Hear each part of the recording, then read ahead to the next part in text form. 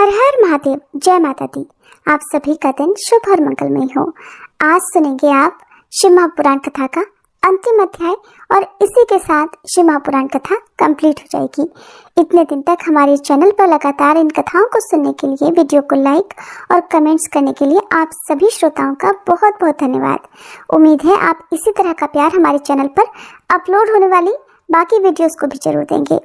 अब आप शिव पुराण कथा के बाद अगर भागवत की कथाएं सुनना चाहते हो तो कमेंट करके जरूर बताइएगा। कथाएं समाप्त होने के बाद जब सबसे अंतिम अध्याय आप सुने तो अगर हो सके तो अपने आसपास किसी कम से कम एक गरीब जरूरतमंद व्यक्ति को अपनी सामर्थ्य के अनुसार कुछ न कुछ दान दक्षिणा जरूर दें, क्योंकि कहा जाता है कि जब आप इस प्रकार की महापुराणों की कथाएं सुनते हैं या कथाएं सुनते हैं तो उसके बाद कुछ दान देना जरूरी होता है। तो आप किसी जरूरतमंद व्यक्ति को आपसे जो कुछ भी बन पड़े जरूर दान दीजिएगा। अब सुनिए आज की कथा। श्री सूत जी महाराज कहते हैं कि इस प्रकार क्रोध को जीतने वाले उपमन्यु से यदुकुल नंदन श्री कृष्ण ने जो ज्ञान योग प्राप्त किया था उसका प्रणत भाव से बैठे हुए उन मुनियों को उपदेश देकर आत्मदर्शी वायुदेव सायंकाल आकाश में अंतर्ध्यान हो गए। फिर प्रातः काल नैमिषारण्य के समस्त तपस्वी मुनि सत्र के अंत में अवभृत स्नान करने को तत्पर हुए। उस समय ब्रह्मा जी के आदेश से साक्षात सरस्वती देवी स्वादिष्ट जल से भरी हुई स्वच्छ सुंदर नदी के रूप में वहां बहने लगी। सरस्वती नदी को उपस्थित देख मुनि जन बड़े ही प्रसन्न हुए। उन्होंने सत्र समाप्त करके उसमें अवगाहन अर्थात स्नान आरंभ किया। उस नदी के मंगलमय जल से देवता आदि का तर्पण करके पूर्व वृतांत का स्मरण करते हुए वे सबके सब वाराणसी पुरी की ओर चल दिए। उस समय हिमालय के चरणों से निकलकर दक्षिण की ओर बहने वाली भागीरथी का दर्शन करके उन ऋषियों ने उसमें स्नान किया और भागीरथी के ही किनारे का मार्ग पकड़कर वे आगे बढ़ने लगे। फिर वाराणसी में पहुंचकर उन सबको बड़ी प्रसन्नता हुई। वहां उत्तर वाहिनी गंगा जी में स्नान करके उन्होंने अविमुक्तेश्वर लिंग का दर्शन और विधि पूर्वक पूजन किया। पूजन करके जब वे चलने को तत्पर हुए तब उन्होंने आकाश में एक दिव्य और परम अद्भुत प्रकाशमान तेज देखा जो करोड़ों सूर्यों के समान जान पड़ता था। उसने अपनी प्रभा के प्रसार से संपूर्ण दिगंत को व्याप्त कर लिया था। फिर जिन्होंने अपने शरीर में भस्म लगा रखा था वे सैकड़ों सिद्धू पाशुपत मुनि निकट जाकर उस तेज में लीन हो गए। उन तपस्वी महात्माओं के इस प्रकार लीन हो जाने पर वह तेज तत्काल अदृश्य हो गया। वहां एक अद्भुत सी घटना घटित हुई। उस महान आश्चर्य को देखकर वे नैमिषारण्य के निवासी महर्षि ये क्या है इस बात को न जानते हुए ब्रह्मवन को चले गए। इनके जाने से पहले ही लोक पावन पवन देव वहां जा पहुंचे। उन्होंने नैमिषारण्य वासी ऋषियों का जिस प्रकार साक्षात्कार हुआ, जिस तरह उनसे उनकी वार्तालाप हुई, उन ऋषियों की शुद्ध बुद्धि जिस प्रकार पार्षदों सहित सांब सदाशिव में लगी थी और जिस प्रकार उन यज्ञ परायण ऋषियों का वह दीर्घकालिक यज्ञ पूरा हुआ था, ये सारी बातें जगत सृष्टा ब्रह्म योनि ब्रह्मा जी को बताई। फिर अपने कार्य के लिए उनसे आज्ञा लेकर वे अपने नगर को चले गए।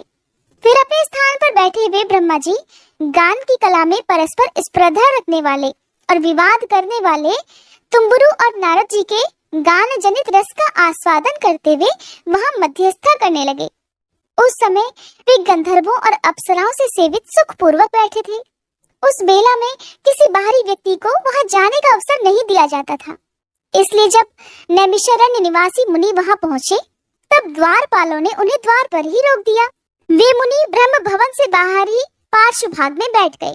इधर संगीत गोष्ठी में नारद ने तुम्बुरु की समानता प्राप्त की, तब परमेष्ठी ब्रह्मा ने उन्हें तुम्बुरु के साथ रहने की आज्ञा दी और वे पारस्परिक स्पर्धा को त्याग कर तुम्बुरु के परम मित्र हो गए।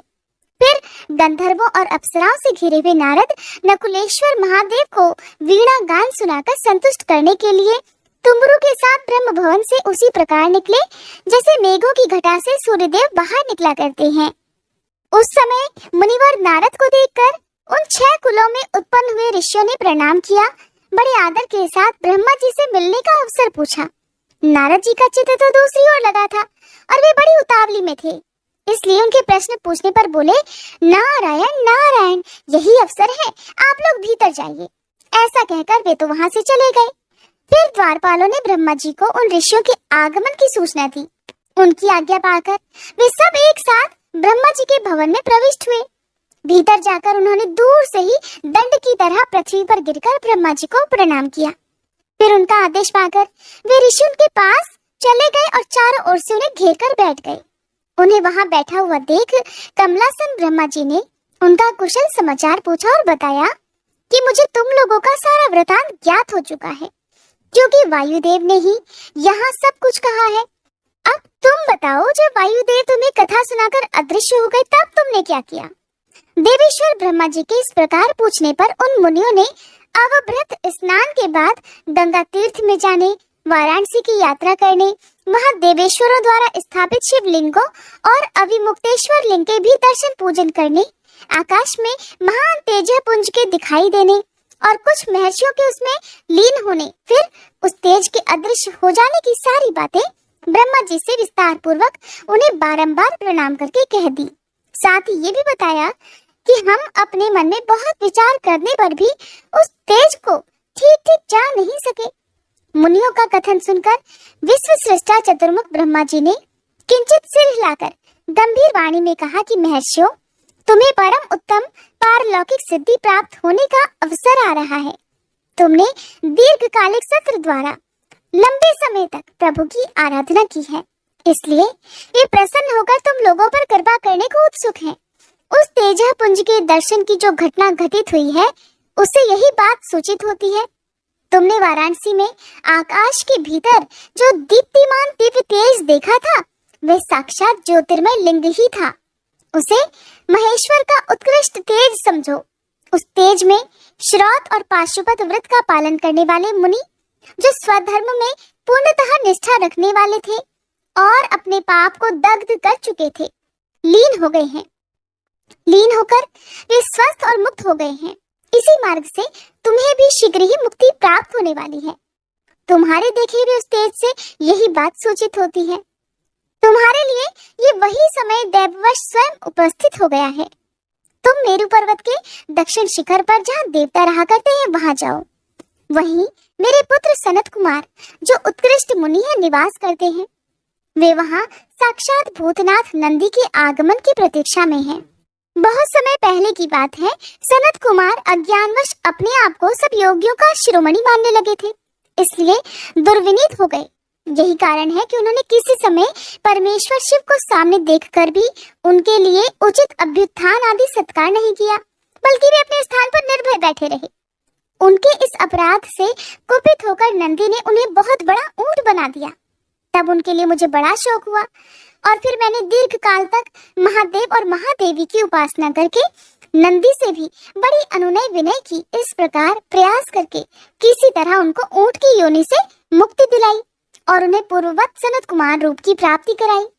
उस समय महादेव जी ने मुस्कुराते हुए से अपने गणाध्यक्ष नंदी से कहा था, अनघ, सनत कुमार मुनि ने मेरी ही अवहेलना करके अपना वैसा अहंकार प्रकट किया था, अतः तुम्हें उनको मेरे यथार्थ स्वरूप का उपदेश दो।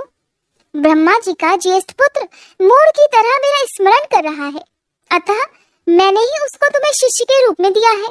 तुमसे उपदेश पाकर वो मेरे ज्ञान का प्रवर्तक होगा और वही तुम्हारा धर्माध्यक्ष के पद पर भी अभिषेक करेगा। महादेव जी के ऐसा कहने पर समस्त भूत गणों के अध्यक्ष नंदी ने प्रातःकाल मस्तक झुकाकर स्वामी जी की वह आज्ञा शिरोधार्य की तथा सनत कुमार जी भी मेरी आज्ञा से इस गणराज नंदी को प्रसन्न करने के लिए मेरु पर दुष्कर तपस्या कर रहे हैं। गणाध्यक्ष नंदी के समागम से पहले ही तुम लोग सनत कुमार जी से मिलो, क्योंकि उन पर कृपा करने के लिए नंदी शीघ्र ही वहां आएंगे। विश्व योनि ब्रह्मा जी के इस प्रकार शीघ्र आदेश देकर भेजने पर वे मुनि मेरु पर्वत के दक्षिणावर्ती कुमार शिखर पर चले गए। श्री सूत जी कहते हैं, वहां मेरु पर्वत पर सागर के समान एक विशाल सरोवर है, जिसका नाम स्कंद सर है।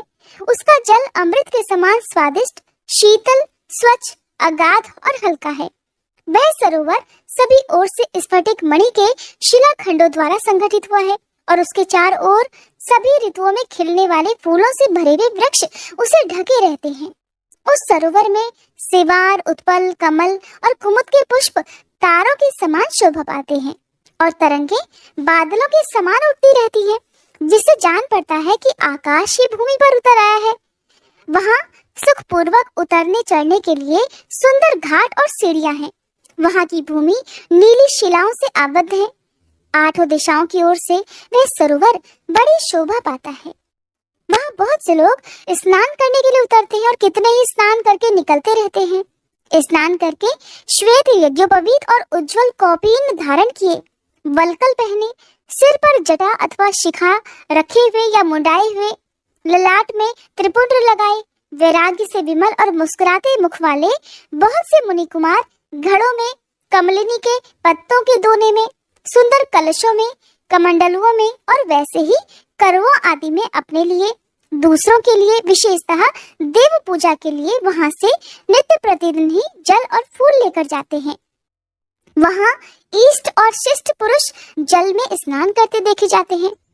उस सरोवर के किनारे की शिलाओं पर तिल, अक्षत, फूल और छोड़े हुए पवित्र दृष्टिगोचर होते हैं। वहां स्थान स्थान पर अनेक प्रकार की पुष्प बलि आदि दी जाती है। कुछ लोग सूर्य को अर्घ्य देते हैं और कुछ लोग वेदी पर बैठकर पूजन आदि कराते हैं। उस सरोवर के उत्तर तट पर एक कल्प वृक्ष के नीचे हीरे की शिला से बनी हुई वेदी पर कोमल मृगचर्म बिछाकर सदा बाल रूपधारी सनत कुमार जी बैठे थे। वे अपनी अविचल समाधि से उसी समय उपरत हुए थे। उस समय बहुत से ऋषि मुनि उनकी सेवा में बैठे थे और योगेश्वर भी उनकी पूजा करते थे। नैमिषारण्य के मुनियों ने वहां सनत कुमार जी का दर्शन किया, उनके चरणों में शीश झुकाया और उनके आसपास बैठ गए।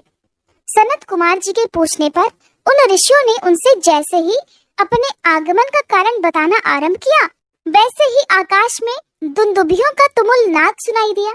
उसी समय सूर्य के समान तेजस्वी एक विमान दृष्टिगोचर हुआ, जो असंख्य गणेश्वरों द्वारा चारों ओर से घिरा हुआ था। उसमें अप्सराएं और रुद्र कन्याएं भी थी। वहां मृदंग, ढोल और वीणा की ध्वनि गूंज रही थी। उस विमान में विचित्र रत्न जटित चंदोवा तना हुआ था और मोतियों की लड़ियां उसकी शोभा बढ़ा रही थी। बहुत से मुनि, सिद्ध, गंधर्व, यक्ष, चारण और किन्नर नाचते, गाते और बाजे बजाते हुए उस विमान को सब ओर से घेर कर चल रहे थे। उसमें वृषभ चिन्ह से युक्त और मूंगे के दंड से विभूषित ध्वजा पताका फहरा रही थी, जो उसके गोपुर की शोभा बढ़ाती थी। उस विमान के मध्य भाग में दो चंवरों के बीच चंद्रमा के समान उज्जवल मणिमय दंड वाले शुद्ध छत्र के नीचे शिलाद पुत्र नंदी देवी सुयशा के साथ बैठे थे। वे अपनी कांति से, शरीर से तथा तीनों नेत्रों से बड़ी शोभा पा रहे थे। भगवान शंकर को आवश्यक कार्यों की सूचना देने वाले वे नंदी मानो जगत सृष्टा शिव के अलंघनीय आदेश का मूर्तिमान स्वरूप होकर वहां आए थे, या फिर उनके रूप में मानो साक्षात शंभु का ही संपूर्ण अनुग्रह साकार रूप धारण करके वहां सबके सामने उपस्थित हुआ था। शोभाशाली श्रेष्ठ त्रिशूल ही उनका आयुध है। वे विश्वेश्वर गणों के अध्यक्ष हैं और दूसरे विश्वनाथ की तरह शक्तिशाली भी हैं। उनमें विश्व सृष्टा विधाताओं का भी निग्रह और अनुग्रह करने की शक्ति है। उनकी 4 भुजाएं हैं, अंग अंग से उदारता सूचित होती है। वे चंद्रलेखा से विभूषित हैं, कंठ में नाग और मस्तक पर चंद्रमा उनके अलंकार हैं और वे साकार ऐश्वर्य और सक्रिय सामर्थ्य के स्वरूप से जान पड़ते हैं। उन्हें देखकर ऋषियों सहित ब्रह्मपुत्र सनत कुमार जी का मुख प्रसन्नता से खिल उठा। वे दोनों हाथ जोड़कर उठे और उन्हें आत्मसमर्पण सा करते हुए खड़े हो गए। इतने में ही वह विमान धरती पर आ गया। सनत कुमार जी ने देवनंदी को साष्टांग प्रणाम करके उनकी स्तुति की और मुनियों का परिचय देते हुए कहा, हे नंदीश्वर, ये 6 कुलों में उत्पन्न ऋषि हैं, जो नैमिषारण्य में दीर्घ काल से सत्र का अनुष्ठान करते थे। ब्रह्मा जी के आदेश से आपका दर्शन करने के लिए ये मुनिजन पहले से ही यहाँ पधारे हुए हैं। ब्रह्मपुत्र सनत कुमार जी का ये कथन सुनकर नंदी ने दृष्टिपात मात्र से उन सभी के पाशों को तत्काल काट डाला और ईश्वरीय शैव धर्म और ज्ञान योग का उपदेश देकर वे फिर महादेव जी के पास चले गए। सनत कुमार ने वह समस्त ज्ञान साक्षात मेरे गुरु व्यास को दिया था और पूजनीय व्यास जी ने मुझे संक्षेप से वह सब कुछ बताया। त्रिपुरारी शिव के इस पुराण रत्न का उपदेश वेद के न जानने वाले लोगों को कभी नहीं देना चाहिए। जो भक्त और शिष्य न हो उसको तथा नास्तिकों को भी इसका उपदेश नहीं देना चाहिए। अगर मोहवश इन अनाधिकारियों को इसका उपदेश दिया गया तो ये नरक प्रदान करता है। जिन लोगों ने सेवानुगत मार्ग से इस पुराण का उपदेश लिया, पढ़ा अथवा सुना है, उनको ये सुख तथा धर्म आदि त्रिवर्ग प्रदान करता है और अंत में निश्चय ही मोक्ष देता है। इस पौराणिक मार्ग के संबंध में आप लोगों ने और मैंने एक दूसरे का उपकार किया है। इस प्रकार श्री सूत जी कहते हैं कि मुनियों, इसलिए अब मैं सफल मनोरथ होकर जा रहा हूँ। हम लोगों का सदा सब प्रकार से मंगल ही हो। श्री सूत जी के आशीर्वाद देकर चले जाने और प्रयाग में उस महायज्ञ के पूर्ण हो जाने अर्थात शिव पुराण की कथा के पूर्ण हो जाने पर वे सदाचारी मुनि विषय कलुषित कलिकाल के आने से काशी के आसपास निवास करने लगे। फिर पशुपाश से छूटने की इच्छा से उन सभी ने पूर्णतया पाशुपत व्रत का अनुष्ठान किया और संपूर्ण बोध और समाधि पर अधिकार करके वे अनित्य महर्षि परमानंद को प्राप्त हो गए। श्री व्यास जी कहते हैं, ये शिव पुराण पूरा हुआ। इस हितकर पुराण को बड़े ही आदर और प्रयत्न से पढ़ना अथवा सुनना चाहिए। नास्तिक, श्रद्धाहीन, शठ, महेश्वर के प्रति भक्ति से रहित तथा धर्मध्वजी पाखंडी को इसका उपदेश नहीं देना चाहिए और इसका एक बार श्रवण करने से ही सारा पाप भस्म हो जाता है। भक्तिहीन को भक्ति की प्राप्ति हो जाती है और भक्त भक्ति की समृद्धि का भागी होता है। दोबारा श्रवण करने पर उत्तम भक्ति और तीसरी बार सुनने पर मुक्ति सुलभ हो जाती है। इसलिए मुमुक्षु पुरुषों को बारंबार इसका श्रवण करना चाहिए। किसी भी उत्तम फल को पाने के लिए शुद्ध बुद्धि से इस पुराण की 5 आवृत्ति करनी चाहिए अर्थात इस पुराण को 5 बार सुनना चाहिए। ऐसा करने से मनुष्य उस फल को प्राप्त कर लेता है, इसमें कोई संशय नहीं। प्राचीन काल के राजाओं, ब्राह्मणों तथा श्रेष्ठ वैश्यों ने इसकी 7 बार आवृत्ति करके शिव जी का साक्षात दर्शन प्राप्त किया है। जो मनुष्य भक्ति परायण होकर इसका श्रवण करेगा वो भी इस लोक में संपूर्ण भोगों का उपभोग करके अंत में मोक्ष प्राप्त कर लेगा। ये श्रेष्ठ शिव पुराण भगवान शिव को अत्यंत प्रिय है। ये वेदों के तुल्य माननीय, भोग और मोक्ष देने वाला तथा भक्ति भाव को बढ़ाने वाला है। अपने प्रमथ गणों, दोनों पुत्रों तथा देवी पार्वती जी के साथ भगवान शंकर इस पुराण के वक्ता और श्रोता सभी का सदा कल्याण करें। जय भोलेनाथ। आज की कथा